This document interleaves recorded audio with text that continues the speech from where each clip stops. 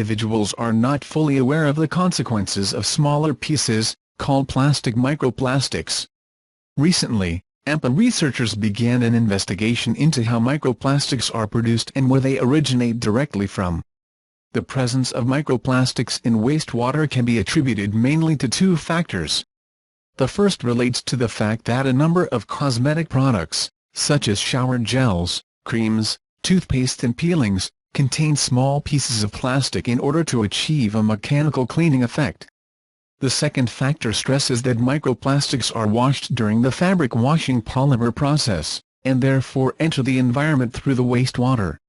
A number of researchers recently studied nanoparticles are currently investigating microplastics. They include Bernd Nowack, Edgar Hernandez and Denise Mitrano, who are currently working at the EAWAG Water Research Institute of Technology and Society Department of Empa. Recently, the three researchers, based on their nanoparticle research, published the first quantitative investigation of the discharge of textile microfibers during polishing.